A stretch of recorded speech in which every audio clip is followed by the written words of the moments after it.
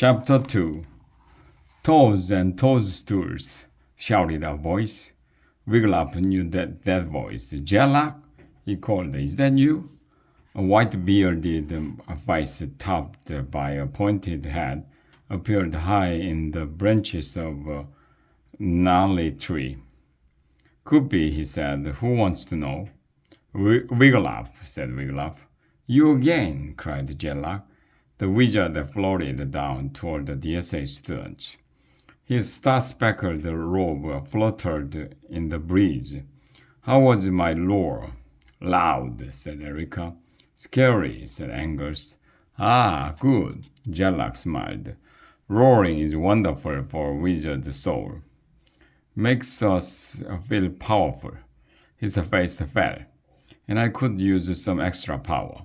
I'm in a bit of a pickle. He skidded to a halt in front of them, pinwheeling his arms to keep from losing his balance. The wizard didn't look so good. Wiglaf saw that he had dark circles under his eyes, as if he hadn't slept in weeks. Jellock, what's wrong? Asked Wiglaf. Jellock sighed. Oh, a little spell went wrong. Nothing I can't undo, given time. And a really, really powerful spell, reversal spell. What spell went wrong, wizard? Asked Erica. The young again spell, said Jellock. Gizmo's been working on it for ages. I happened to see his notes lying around his tower the other night. I started messing around, making improvements. When Giz came in, okay, maybe I shouldn't have tried it out on him. But I wanted to impress him. He's my boss. Jellock shook his head. Now I've got to do a spell reversal spell. That's the trickiest kind. But if I don't do it, and soon, the Wizards Committee will take away my wand. Wiglaf's heart went out to the troubled wizard. Jellock always tried to help when Wiglaf summoned him. We need a spell, Jellock, said Wiglaf. I will bet you can help us. Erica elbowed him. Wiggy, she whispered. You must be jesting. A spell from Jellock is the last thing we need. We need to get to Hermit Harry's hut, Wiglaf pointed out. Do you know where that is? Wizard asked Angus. Doesn't everyone? Jellock pinched his nose as though something smelled really, really bad. We know it's south of Nowhere Swamp, said Wiglaf. But that's all we know. You don't need a spell, Jellock sighed. You need the directions. Head south. If you cut through Nowhere Swamp, it will take a day off for your journey. But watch out for the quicksand and the crocs. They are very hungry this time of year. Wiglaf swallowed. Crocodiles? Jellock nodded. If you come out of the swamp alive, walk south to where two roads meet. You will come upon the crone of the crossroad. If she's in a bad mood, that's the end of your journey. Boo-bye. But if you make it by her, veer left, past the graveyard. I don't recommend cutting through that.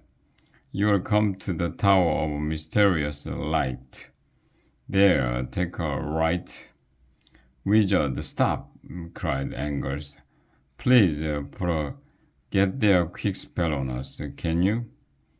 Do warlocks have a watch? Replied the wizard.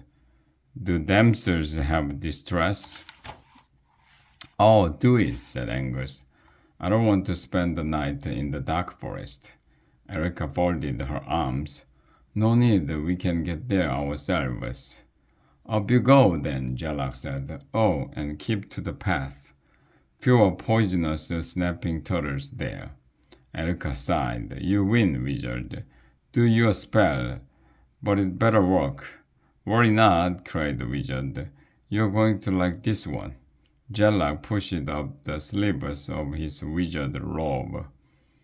They're going to beg me to speak at the next Wizards convention after they get a load of this spell. Close your eyes, kiddos. Here we go. Wigglytuff closed his eyes. He heard Jellock singing. Fires have them, bees have them, even itchy little fleas have them.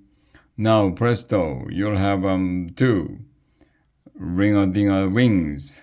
As Jellock sang, Wigglytuff felt his shoulder blades growing. He heard a ripping sound. Was that his DSA tunic? He began to feel dizzy. Jellock sang on. Ducks have 'em, hens have 'em, even funny little penguins have 'em.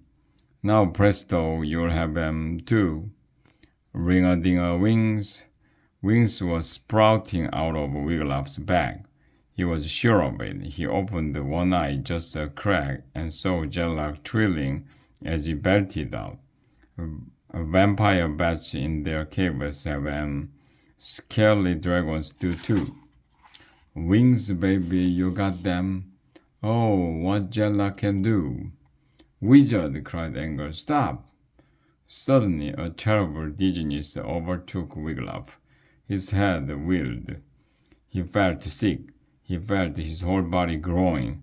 He felt as if he was bursting through his skin. He felt his neck growing longer. Teeth pushed up out of his gums. His eyeballs felt like inflating balloons, and what was that growing out of his backside? Dizziness took over. Wigglytuff felt as if he was falling. Then all was quiet. Wigglytuff opened his eyes. He glanced over his shoulder at his back. Yep, he had wings. Not feathery little body wings either. Huge, silvery, scaled wings. Angers, he called Erica. No answer. Wigglytuff looked around. Everything was blah. He blinked. He thought he saw Angus and Erica, but no, those weren't his friends. He blinked again. Now he saw that standing where Angus and Erica had been were two dragons.